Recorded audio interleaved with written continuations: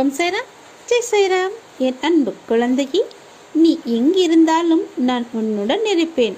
உன்னுடன் மட்டும்தான் இருப்பேன். இந்த சாயப்பா உன்னை விட்டு எங்குமே நீங்கி போக மாட்டேன். உன்னை எனக்கு ரொம்பவே பிடித்திருக்கிறது. உன் கூடவே நான் இனி இருக்கப் போகிறேன். பல ரூபங்களில் பல வடிவங்களில் நான் உன்னிடம் வந்து சேரப்போகிறேன். உன்னுடைய இன்ப நிலையை நான் தக்க வைக்கப் போகிறேன். நீ துன்ப சுமையை சுமக்கிறாயே, உன்னுடைய இன்ப நிலையெல்லாம் நீங்கி துன்ப சுமையை நீ இப்போது சுமந்து கொண்டிருக்கிறாயே. அனுபவிக்க இன்னும் என்ன இருக்கிறது என்ற அளவில் நீ துன்பத்தின் எல்லை வரை சென்று வந்து விட்டாய் அல்லவா? வெறுமையாய் இப்போது நின்று கொண்டிருக்கிறாய். என் சன்னதியில் எனது முகத்தை நீ உற்று பார்த்து அழும்போது என்னால் தாங்கிக் கொள்ள முடியவில்லை. உன்னை நான் கண்டு கொள்ளவில்லை என்று நினைக்காதே. உன்னை நான் கரிசனத்தோடு தான் நான் பார்த்து கொண்டிருந்தேன். நீ சொல்வதையெல்லாம் நான் கேட்டுக்கொண்டிருந்தேன். உனக்கு என்ன பதில் சொல்லலாம் என்று யோசித்து கொண்டிருந்தேன். ஒவ்வொரு முறையும் உன்னை தைரியப்படுத்தி கொண்டு நான் வருகிறேன் என்பதை நீ நினைவுபடுத்திக்கொள். இன்னும் நீ கடந்து போக வேண்டிய தூரம் கொஞ்சம் இருக்கிறது. அதுவரை எல்லையற்ற பொறுமையோடு தீவிர நம்பிக்கையோடு உனது சுமையின் கணம் தெரியாமல் இருப்பதற்காக எனது நாமத்தை நீ உச்சரித்தபடி இருக்க வேண்டும் என் தங்கமே. நான் சொல்வதை நீ கவனித்தாயா? என்னுடைய நாமத்தை நீ உச்சரித்து கொண்டே இரு. உன்னுடைய துன்பங்கள் உனக்கு லேசாக தெரியும், பெரிய கஷ்டமாக தெரியாது. நான் மிச்சதை பார்த்து கொள்கிறேன். நீ என்னுடைய நாமத்தை மட்டும் உச்சரித்தபடியே இரு. எனது சத்தத்தை உணர்வுள்ளதாக நீ மாற்றி காமி. நீ கவனித்து கேட்டு அதன்படி நடந்து கொள். அப்போது உனக்கு பல விதங்களில் ஆறுதல் கிடைக்கும். பல விதங்களில் துன்பங்கள் தெரித்து ஓடிவிடும். நீ எதற்குமே கவலைப்படாதே. நான் உன் கூடவே தானே இருக்கப் போகிறேன். உன் கூடவே எப்பொழுதுமே இருப்பேன். இருந்து கொண்டும் இருக்கின்றேன். எது வந்தாலும் நான் பார்த்து கொள்கிறேன். எல்லாவற்றையும் நான் பார்த்து கொள்கிறேன். நீ எதை பற்றியுமே கவலைப்படாதே. எது வந்தாலும் நான் உனக்கு அருள் செய்ய காத்து கொண்டிருக்கிறேன். என் பிள்ளையின் நலனே எனக்கு முக்கியம். நீ செய்ய வேண்டியது எல்லாம் என்னுடைய நாமத்தை மட்டும் உச்சரித்தபடியே இரு.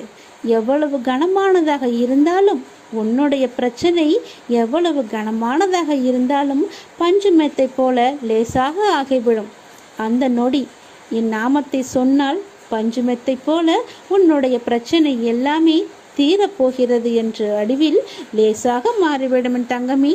இப்பொழுதே இந்த நொடியே என்னுடைய நாமத்தை நீ ஜபிக்கத் தொடங்கு. உன் பிரச்சனை பனி போல உருகப் போவதை நீ பார்த்து ரசிக்கப் போகிறாய். உன் விழி நீரை பாராமல் என் விழி மூடி கிடைக்குமோ? காலந்தானே நான் மாற்றுவேன். கண்ணே, உன் கண்ணீரை இனி ஆனந்த கண்ணீராக்குவேன். நல்லதே நடக்கும். பாபாவின் பக்தர்கள் ஒருபோதும் வீணாகி போவதில்லை. நமக்கு நடக்கும் நல்லது கெட்டது, இன்பம் துன்பம், நடப்பது நடந்து கொண்டு இருப்பது, நடக்கப் போவது எல்லாம் அவர் செயலே என எண்ணினால் நாம் படும் துன்பங்களும் வேதனைகளும் குறையும். ஒருபோதும் பாபா என்னை கைவிட்டு விட்டார் என மட்டும் நீங்கள் கூறிவிடாதீர்கள்.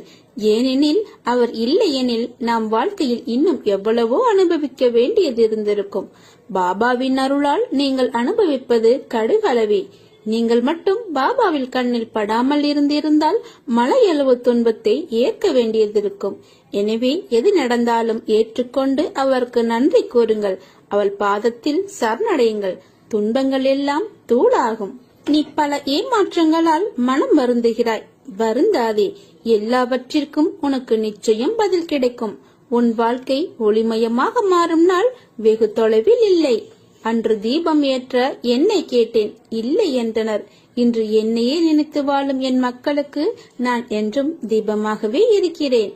எளிமையாக இருப்பதுதான் உண்மையாக வாழ கற்றுக் கொடுக்கும். உன்னை சுற்றி இருக்கிறவர்கள் திடீரென தாழும் போதும் வீழும் போதும் அழும் போதும் அது அவர்கள் கர்மாவினால் வந்தது என்பதை உணர்ந்து அமைதியாக இரு. அதை பார்த்து நீ பயந்து விடாதே. நான் எதுவரை உனது அசைக்க முடியாத நம்பிக்கையாக இருக்கின்றனோ அதுவரை உனக்கு எந்த தீங்கும் வராது. நீ இழந்து போனதையும் தொலைத்து விட்டதையும் நான் அறிந்திருக்கிறேன். என் கண்கள் உன்னை காணாமல் எதுவும் நடக்க முடியாது. இருந்தும் நான் மௌனமாக இருப்பதற்கு காரணம் அவை உனக்கு நன்மை விளைவிக்கும். பிற்காலத்தில் பெரும் பலனோடும் வட்டியோடும் ஆசீர்வாதத்தோடும் மீண்டும் உன்னிடமே வந்து சேரும் என்பதை நீ தீர்க்கமாக அறிந்திருப்பதால் தான் உன் வாழ்வில் நிகழ்வது எதுவானாலும் நீ ஏற்றுக்கொள். ஏனெனில் நீ கருவாகும் போதே அது தீர்மானிக்கப்பட்டது. உனக்கான நேரம் வரும் வரை பொறுமையாக இரு. நம்பிக்கையோடு நீ உன் கடமையை செய். உனக்கான அந்த நல்ல நாள் நிச்சயமாக உன்னை தேடி வரும். பிறர் ஒதுக்கிவிட்டாலும் நீங்கள் கவலைப்படாதே. நேர்மை என்ற வெளிச்சம் நம்மிடம் உள்ளவரை உலகில் நமக்கு ஓர் இடம் உண்டு. எதற்காகவும் கவலைப்படாதே. என் அருகே நீ வந்தால் உன் அருகே நான் இருப்பேன். கண்மூடி உறங்கினாலும் கண் விழித்து காத்து வருவேன். என் கண் விழியில் உன்னை வைத்து கண்ணிமைத்துக் கொண்டு காத்து வருகிறேன். காலம் கனிந்து வரும்போது உன் வாழ்க்கை பிரகாசமாய் ஒளிக்கும். சாய்நாமம் ஒன்றே போதும். சங்கடங்கள் பனியாய் உருகி சந்தோஷம் மழையாய் குவியும். துன்பத்தில் உழல்வோர்க்கு உதவி செய். அதுதான் உன் கடமை. இன்பம் துன்பம் மாறி மாறி வரும். ஆனால் நிலைத்திருப்பது இல்லை. எதிராளி 10 வார்த்தை பேசினால் பதிலுக்கு ஒரு வார்த்தை பேசு. எது வந்தாலும் எதிர்த்து நின்று போராடு. நடப்பதெல்லாம் நன்மைக்கே. அன்பு என்றும் அனாதை இல்லை. அன்பை அது உரியவரிடம் செலுத்து. அன்பு என்றும் அனாதையாகாது. நீ விரும்பிய வாழ்க்கையை வாழப் போகிறாய். உன்னோடு நான் இருப்பதை உணர்ந்து கொள்ளும் நேரம் வரும். இனி கலங்காதே. எந்த சூழ்நிலையிலும் கைவிட மாட்டேன். அப்பா, நான் இருக்கிறேன். எந்த சிக்கலும் உன்னை சிதைக்க வந்தது அல்ல என்பதை நீ உணர்ந்து கொள். அது உன்னை செதுக்க வந்ததே. யார் வந்து எதை கேட்டாலும் உன்னிடம் இருப்பதை இல்லை என்று சொல்லாமல் இந்தா என்று அள்ளி கொடுக்கும் உனக்கு நான் உனக்கு அள்ளி அள்ளி கொடுப்பேன். உன்னிடம் உள்ள எல்லா பிரச்சனைகளுக்கும் தீர்வு ஒன்று இருக்கிறது. நம்பிக்கை என்பது இறுதியில் ஒன்றின் மீதுதான் இருக்க வேண்டும். பாபா நமக்குள் உறுதியாக நிலைநிறுத்தப்பட்டு விட்டால் வேறு எங்கு செல்வது என்ற கேள்வியே ஏன் எழப்போகிறது? பாபாவிடம் சரணடைவது ஒன்றே எல்லா பிரச்சனைகளுக்கும் தீர்வு. உன் வீட்டிற்கு நான் பணமாகவோ பிரச்சனைக்குரிய தீர்வாகவோ வரப்போகிறேன். கஷ்ட காலம் ஒரு மனிதனை தனக்கே அறிமுகம் செய்து வைக்கிறது. நான் உன் அருகிலேயே தான் இருக்கிறேன். கவலை கொள்ளாதே. உன் கஷ்டத்தை நான் தூளாக்கப் போகிறேன். செயல் புரியும் கடமை மாத்திரம் என்னுடையது. பலனை அளிப்பவர் எல்லாம் வல்ல இறைவன் என்னும் திடமான நம்பிக்கை எவரிடம் உள்ளதோ அவருடைய செயல்கள் அனைத்தும் நிச்சயம் வெற்றியடையும். ஏனென்றால் நம்மை செயல்படுத்துவது நம் பாபா. அவர் மீது நம்பிக்கை வைத்து முழுமையாக சரணாகதி அடைந்தால் அவர் நம்மை காப்பார். என்னுடைய 2 கண்கள் உன்னிடம் இப்போது பேசப் போகின்றன. என் கண்களை மௌனமாக இருந்து நன்றாக உற்று பார்த்து கொண்டே இரு. என் கண்கள் 2ம் உன்னுடன் பேச தயாராகிவிட்டன. உன் செவிகளை நீ தயார்படுத்திக்கொள். துன்பமே இல்லாட்டா இன்பத்தை உன்னால உணர முடியுமா? காலம் முழுவதும் இன்பமாக இருப்பவர் யார் என்று முடிந்தால் சொல். கற்பனை என்ற போர்வையில் ஒளிந்திருக்கும் நம் நிறைவேறாத ஆசைகள் நிறையவே இருக்கின்றன. ஏக்கத்தோடு காத்திருக்கும் இதயத்திற்குத்தான் தெரியும் ஏமாற்றத்தின் வழி எவ்வளவு பெரியதுன்னு. வாழ்க்கையில மிகச் சிறந்த பொக்கிஷம் சரியான நேரத்தில் கிடைக்கும் ஆறுதலும் மாறுதலும் தான். முதல்ல நீ எல்லாத்துக்குமே வருத்தப்படாத. எதையுமே பெருசா நினைச்சு வருத்தப்பட்டுக்கிட்டே இருக்காத. அதற்காக நீ அழவும் கூடாது. உன் மனசாட்சிக்கு பயந்து நடந்தா போதும். உன் மனசாட்சி இது தப்புன்னு சொன்னா அப்ப மட்டும் எல்லாமே குற்றமாக பாரு. மற்றவற்றையெல்லாம் நீ குற்றமாக கருத வேண்டாம். தோல்வி வரும்போதும் தூண்டு போகக்கூடாது. உனக்கு நீ துன்பத்தையே பெரிதாக நினைச்சுக்கிட்டு இருப்பதால் தான் உனக்கு இப்ப வர இன்பம் எல்லாமே உனக்கு தெரிய மாட்டேங்குது. உனக்கு வரும் துன்பத்தை பெருசா நினைச்சு இன்பத்தை இழந்துகிட்டு இருக்க நீ. உனக்கு நிறைய வாய்ப்புகளும் காலங்களும் நிறையவே இருக்கு. அவற்றை உனக்கு சாதகமா மாற்றிக்கொள்வதற்காகத்தான் நான் உனக்கு சின்ன சின்ன பிரச்சனைகளை இடைஞ்சல்கள் எல்லாம் கொடுத்தேன். அப்படி சின்ன சின்ன சறுக்கல்கள் என்பதை நீ உணர்ந்து புத்துணர்ச்சியோடு எழுந்து நடமாடுன்னு வச்சுக்கோயேன். நிச்சயமா உன் வாழ்க்கையில உன்னை அடிச்சுக்கிறதுக்கு யாருமே கிடையாது. நான் உன்னை பார்த்துக்கிட்டு இருக்கேன். மௌனமா தான் பார்த்துக்கிட்டு இருப்பேன். நீ நினைச்சுக்கிட்டு இருப்ப. உனக்கு மௌனமா பார்த்துக்கிட்டு இருப்பதாக தெரிந்தாலும் உனக்கு பல வடிவங்கள்ல, அதாவது உயிருள்ள பல வடிவங்கள்ல உன்னோடு நான் பேசிக்கொண்டு தான் இருக்கிறேன் என்பதை நீ உணர்ந்துக்கோ. ஒரு கஷ்டமான நிலையை சந்திக்கும் போது மனம் உடைஞ்சு போகக்கூடாது. பொறுமையுடன் அது என்ன நடக்குதுன்னு என்பதை நீ கவனிக்கணும். முழுமையா அதை பத்தி நீ தெரிஞ்சுக்கணும். கவனித்த வண்ணம் அப்படியே இருக்கணும். ஏனென்னா என்னுடைய குழந்தைகளையும் பக்தர்களையும் எப்படியாவது நான் காப்பாற்றுவதே என்னுடைய முழு கடமையாக நான் வச்சுருக்கேன். பற்றினி தவிர கோபத்தையும் ஒரு மனிதன் அடக்கியே ஆளணும். அப்படி அடக்காட்டா அது எங்கே போய் முடியும்னு சொல்லவே முடியாது. ஏன்னா கோபமே முதல்ல துயரத்துக்கு காரணம். அப்படி வர துன்பத்தால் நீ எதையெல்லாம் சாதிச்சேன்னு நினச்சிப்பாரு. உனக்கு கோபத்தால் துன்பம் வரும். அப்படி துன்பம் வந்தால் உன்னால் மகிழ்ச்சியாக இருக்க முடியாது, இன்பத்தை அனுபவிக்கவே முடியாது. கோபத்தை வென்றவன் துக்கப்படவே மாட்டான். கோபம் இருக்கும் வர மனிதனுக்கு அமைதியும் மகிழ்ச்சியும் இருக்காது. எனவே வாழ்க்கையில் அமைதியும் சந்தோஷமும் பெறணும்னு நினச்சிக்கோயேன். அவன் முதல்ல கோபத்தை விட்டொழிக்கணும். பகவான் அனைவருடைய ஆழ்ந்த ரகசியங்களையுமே பாபா நிச்சயமாகவே அறிவார். பாபாவின் தரிசனத்தை பெற்றதால் மக்கள் மிகவும் பெரிய அளவில் பயனடைஞ்சாங்க தெரியுமா? பலர் ஆரோக்கியமும் நலமும் பெற்றாங்க. தீயவர்களெல்லாம் நல்லவர்களாக திருந்தினாங்க. பலர் வாழ்வில் நினைத்து பார்க்க முடியாத அளவிற்கு உயர்ந்த நிலையை அடைஞ்சாங்க. வறுமை நீங்கி சகல சம்பத்துகளையுமே அதிகமாக பெற்றாங்க. உங்களை நம்பிக்கை எந்த அளவுக்கு சாயப்பா மீது இருக்கிறதோ அந்த அளவுக்கு பலன்களும் உங்களை நோக்கி வந்துக்கிட்டே இருக்கும். ஆகவே நம்பிக்கையை மட்டும் நீங்கள் இழந்துடாதீங்க. நம்பிக்கை கூட பொறுமையை இழந்துடாதீங்க. நம்பிக்கை பொறுமையோட தன்னம்பிக்கையும் வைராக்கியமும் உங்களுக்கு எப்போதுமே இருக்கணும். பாபாவோட பாதத்தை நீங்கள் சரணடைஞ்சிட்டிங்கன்னு வச்சுக்கோங்களேன். அதுக்கு பிறகு எந்த கவலையுமே உங்களுக்கு இருக்காது. எல்லாவற்றையுமே அந்த பகவான் பாபாவே பார்த்து கொள்வார். எல்லாம் சாய்மயம், எல்லாம் சிவமயம். சாயப்பாவின் துணையோடு நீங்கள் எப்பொழுதும் நன்றாகவே இருப்பீர்கள். என் கண்கள் இப்போது உன்னிடம் பேசிக்கொண்டிருப்பதை நன்றாக உணர்ந்திருப்பாய் என்று நினைக்கிறேன். நான் சொல்வது சரி என்றால் ஓம் சாய்ராம் என்று சொல்லுங்கள். ஓம் சாய்ராம் துணை என்று சொல்லுங்கள். நிச்சயமாகவே என் துணை உனக்கு எப்போதுமே இருக்கும். உன் ஆயுள் முழுவதும் என் துணை இருந்து கொண்டே இருக்கும். எத்தனை ஜென்மங்கள் எடுத்தாலும் என் துணையோடு நீ இருப்பாய். ஜென்மம் எடுத்தாலும் என் துணை உனக்கு எப்போதுமே உண்டு என்பதை மட்டும் நீ மறந்து விடாதே என் தங்கமே. உலகம் என்று ஒன்று இருப்பதால் தான் மனிதர்கள் இருக்கின்றனர். அந்த மனிதர்கள் எல்லோருமே நல்லவர்களாக இருக்க முடியாது.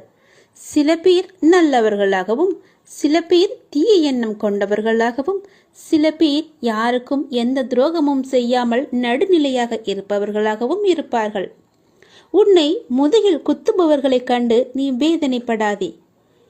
பின்னால் யாருக்குமே தட்டிதான் கொடுக்க வேண்டுமே தவிர யாரையும் முதுகுக்கு பின்னால் குத்தக்கூடாது. போர்க்களத்தில் புறமுதுகை காட்டுபவர்கள் வீரமானவர்கள் அல்ல. அவர்களின் கோழைத்தனம்தான் அவர்களை வீழ்த்தும். யாராக இருந்தாலும் அறம் என்பது ஒன்றுதான். அதற்கு பல்வேறு முகங்கள் இருக்கிறது. அந்த முகத்தை நான் உன்னிடம் பார்க்கிறேன். அறத்திற்கு ஒரே முகம்தான், அதுதான் நீ. உனது நேர்மை உன்னை வழிநடத்தி செல்லும். கவலையப்படாதே. நீ எப்பொழுதும் நேர்மையாக மட்டுமே இரு. உனக்கான அனைத்துமே உனக்கு விரைவிலேயே கிடைக்கும். தானாகவே வரும். யாரையும் தேடி நீ செல்ல வேண்டாம். உனக்கு கிடைக்கும் விஷயமானது என்னுடைய முழுமையான அருளால் உனக்கு நான் ஆசீர்வதித்து கொடுத்தது. நீ வாழ்க்கையில் நிச்சயமாகவே ஜெயிப்பாய். உனக்கான சந்தோஷம் உன்னை தேடி தானாகவே வரும். தானாக வரும் காற்றை உன் மூச்சிலேயே கலக்கப் போகிறது. அந்த காற்றை நன்றாகவே நீ சுவாசித்துக்கொள். எப்பொழுதும் அந்த மகிழ்ச்சி உன்னுடனேயே இருக்கப் போகிறது. நீ சந்தோஷமாகவே வாழப்போகிறாய். உனக்கான நிம்மதி உன் சாயப்பாவான என்னை நினைக்கும் போது உனக்குள், உன் உடம்பிற்குள் ஒரு சிரித்த உணர்வை நீ ஏற்படுத்தி கொள்ளும். அப்படி ஏற்படுத்தும் அது நீ என் மேல் கொண்ட உண்மையான அன்பின் வெளிப்பாடு என்பதை நான் உணர்ந்தேன். அன்று முதலே இன்று வரை என் உயிராய் நான் உன்னை காத்து கொண்டிருக்கிறேன். புறமுதுகை காட்டு ஓடுபவர்கள் வீரமல்ல. அதுபோல் முன்னால் விட்டு பின்னால் குத்துபவர்களும் வீரமானவர்கள் அல்ல, கோழைத்தனமானவர்கள். உன்னை முதுகில் குத்துபவர்களை கண்டு நீ வேதனைப்படாதே. நீ வீரமானவன். உன்னை சுற்றி என்ன நடந்து கொண்டிருக்கிறது என்று நான் பார்த்து கொண்டுதான் இருக்கிறேன். உன் அருகில் நான் இருக்கும்போது என்னை மீறி யாராலும் உன்னை நெருங்க முடியாது. உனக்கு தேவையானதை நான் நிச்சயமாகவே அனுமதிப்பேன். மற்றதை உன் பக்கத்தில் கூட நான் வரவிட மாட்டேன். நீ எதை நினைத்தும் கலங்காதே. அப்பாவின் பார்வை உன்மேல் நன்றாகவே பதிந்துவிட்டது. இனி யாராலும் எதுவுமே செய்ய முடியாது. உனக்கு கெடுதல் கூட அவர்களால் நினைக்க கூட முடியாது. என்னுடைய பார்வைக்கு மிஞ்சிய சக்தி எதுவும் இல்லை. பார்வை உன்மேல் இருக்கும்போது நீ ஏன் வருத்தப்படுகிறாய்? கலங்காதே, சந்தோஷமாக இரு.